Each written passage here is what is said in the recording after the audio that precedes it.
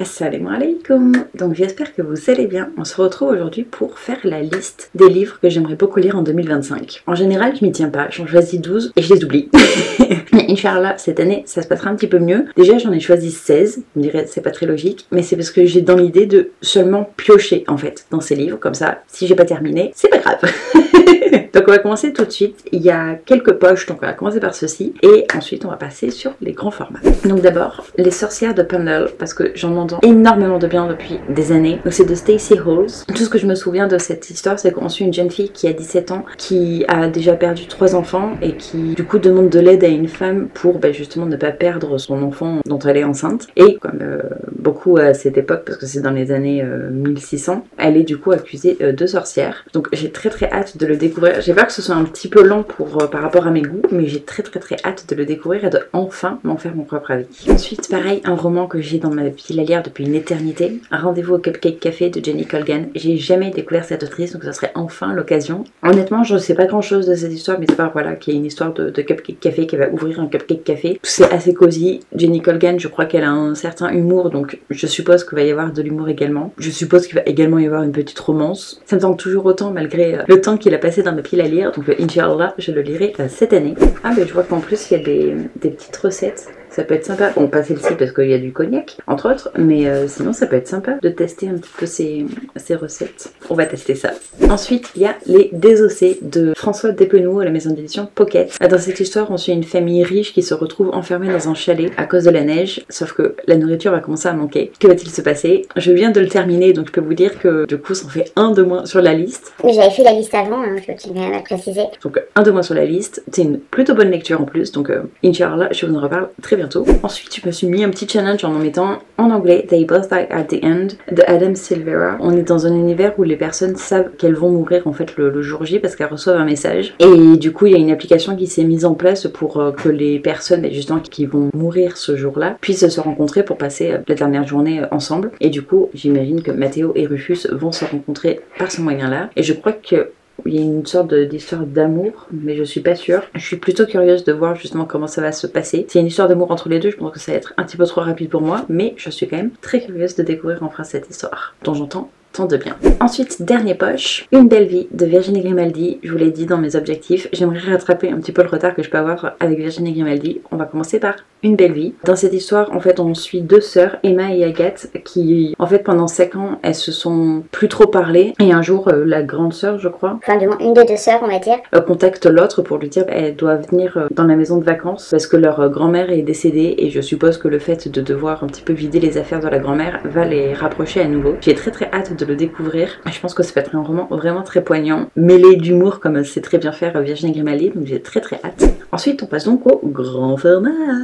Donc il y a d'abord La fuite de Margot Moya que j'ai envie de lire depuis une éternité parce que j'adore l'écriture de Margot Moya. Sa plume se lit vraiment toute seule. En fait, je pense que c'est peut-être pour ça que j'y suis pas allée parce que l'histoire elle dit pas grand chose. Parce que le résumé dit Paul a 32 ans, c'est un homme déchiré. Il part. Angie a 20 ans, c'est une fille désappointée, elle le suit. Ils sont pleins d'espoir, il rit et il roule, mais pour lui, il est déjà trop tard. En voulant le bonheur et la liberté, Paul rencontre la peur. Il devra fuir ou céder. Ouais, ça dit pas grand chose quand même sur le contenu, mis à part que va y avoir visiblement une relation entre ce Paul et cette Angie. Mais j'en sais pas beaucoup plus. Donc j'ai très hâte de le découvrir. Je fais confiance à Margot Moya parce que j'ai adoré La machine à aimer de cette autrice. Donc Inch'Allah, ça se passera très bien et Inch'Allah, j'arriverai à le lire enfin cette année. Ensuite, Manel, je vous ai présenté il y a pas très longtemps, donc de Fazia Kali. J'ai très hâte de le découvrir. Dans cette histoire, on suit du coup Manel qui rêve de devenir styliste, je crois, créatrice de mode, mais elle a un petit peu de mal et un jour il y a un homme qu'elle ne veut plus voir qui revient un petit peu dans sa vie. On va voir un petit peu du coup comment elle s'en sort par rapport à ça. J'ai très hâte de le découvrir. Je pense que ça va être un roman vraiment plein d'émotions. du moins c'est ce que j'en attends. J'adore la couverture qui est absolument sublime. Il y a le tome 2 qui va sortir je pense parce qu'il y a eu une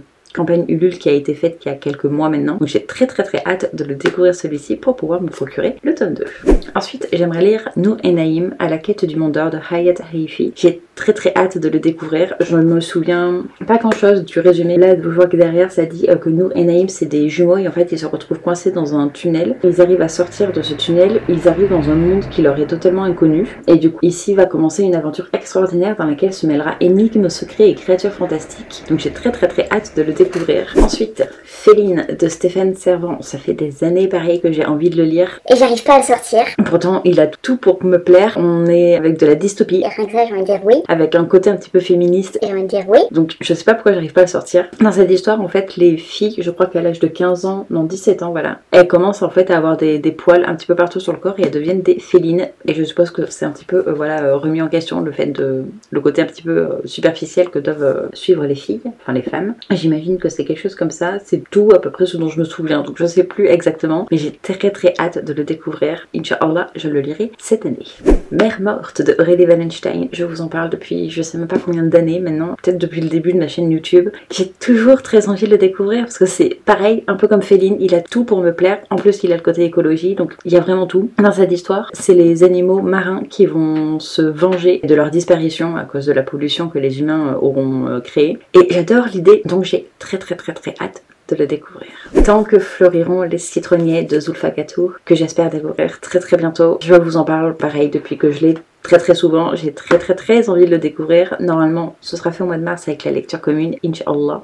Dans cette histoire, on suit Salama, qui est une jeune fille syrienne qui a fait des études de pharmacie, sauf que à cause de la guerre, elle se retrouve à devoir faire un petit peu un rôle de médecin, jusqu'au jour où elle va commencer en fait à hésiter à quitter le pays parce que sa belle-sœur, je crois, est enceinte. Et du coup, pour la mettre en sécurité, il faudrait fuir le pays. Mais d'un autre côté, elle peut pas s'empêcher en fait de penser à son peuple, et du coup, elle va se poser la question en fait de est-ce qu'elle doit choisir son peuple ou est-ce qu'elle doit choisir sa famille. J'ai très hâte de le découvrir. J'ai aussi très peur parce qu'il paraît qu'il fait pleurer, mais j'ai très hâte. Ensuite, pareil, un roman qui me tente énormément, Mati de Isaliana Diallo. Là, je vous présente le tome 1, mais j'ai également le tome 2, sachant que l'autrice a dit que ce serait peut-être mieux de commencer par le tome 2, mais mon côté psychologique veut que je commence par le tome 1, donc je ne sais pas quoi faire encore pour le moment. Je pense que je vais quand même commencer par le tome 1 et enchaîner sur le tome 2, sachant qu'il y a le tome 3 qui est déjà sorti, qu'elle est en train de travailler sur le tome 4 et qu'il y a le tome 5 sur lequel elle va commencer à travailler. Donc j'ai très hâte de découvrir tout ça. Tout ce que je me souviens, c'est qu'on suit Mati, qui est une femme donc musulmane, qui a perdu son mari, et on suit son deuil et on suit sa vie avec son fils. J'ai très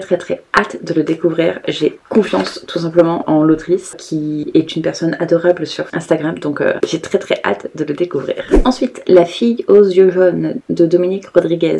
Oui, ça change un petit peu du reste, hein, n'est-ce pas? On me l'a prêté, il faut que je le lise pour le rendre. Il faut que je le lise pour le rendre, c'est pour ça qu'il est là. C'est pas du tout mon genre de prédilection, c'est pas un texte vers lequel je me serais tournée par moi-même, mais il faut que je le lise. Voilà, ça va pas plus loin. Dans cette histoire, on suit Lucas, qui est le nouveau maire du village de Beaupré, et il est entraîné en fait dans une affaire d'escroquerie à la gestion des déchets, et il va rencontrer Patrice, qui est détective privé, qui lui va enquêter sur un double homicide commis il y a 25 ans, et il y aurait un lien entre les deux. Voilà, j'espère que c'est bien. Mamie Coco, qui me l'a prêté, m'a dit que c'était bien, donc Inch'Allah, elle a raison, et je vous en reparlerai Inch'Allah relativement bientôt, hein, oui, on espère. Ensuite, j'aimerais énormément lire Foxglove King de Hannah Whitten à la maison d'édition Brajlon. J'en entends que du bien. Romy Reed, entre autres, en a parlé en beaucoup de bien, donc j'ai très hâte de le découvrir. Tout ce que je me souviens, c'est qu'il y a une histoire de nécromancie. Voilà, j'ai pas envie d'en savoir beaucoup plus, j'ai très hâte de le découvrir. J'ai un petit peu peur parce que dernièrement j'ai vu des avis justement qui étaient pas super positifs, donc si vous l'avez lu et que vous avez aimé, encouragez-moi dans les commentaires à le sortir, parce que j'aimerais vraiment découvrir cette petite histoire qui a l'air vraiment sombre et du coup parfaite pour la période d'Halloween, mais je peux très bien lire un petit peu n'importe quand. Ensuite, Une braise sous la cendre de Sabaa Tahir. Donc là, moi j'ai la version reliée qu'ils ont sorti il n'y a pas très longtemps, avec le très joli jaspage. C'est une histoire qui me tente depuis des années maintenant. Je suis trop contente qu'ils aient prévu du coup de sortir cette fois-ci l'intégralité de la saga, et j'ai très hâte de le découvrir. C'est l'une de mes prochaines lectures, parce que c'est la lecture commune que j'organise pour le mois de février. Si vous voulez nous rejoindre, c'est toujours le moment, parce que c'est une lecture commune, un découpage libre, donc vous pouvez nous rejoindre à tout moment. En fait, dans cette histoire, on suit Laïa, qui est une jeune fille dont le frère a été arrêté pour trahison, et du coup, pour essayer de le sauver, elle va intégrer l'académie militaire, où là, elle va rencontrer Elias, qui est le meilleur soldat de l'académie. Je suppose qu'il va y avoir une petite romance avec ce monsieur, et j'ai très hâte de découvrir cette histoire. Inch'Allah, c'est vraiment une de mes prochaines lectures. De toute façon, vu que c'est la lecture commune, il y a de grandes chances que ce soit ma prochaine lecture. Et enfin, dernier bébé, c'est Babel, dont j'ai la version collector, qui est vraiment sublime, vraiment sublime. Je me permets de vous le montrer parce que je le trouve vraiment très beau, ce livre. Dans cette histoire, on suit un jeune homme dont j'ai perdu le nom, Robin Swift, qui est en fait chinois, sauf qu'il se fait des enfants plus ou moins adoptés par un londonien, qui du coup va l'élever en fait fait comme un londonien pour être un bon britannique de la bonne société.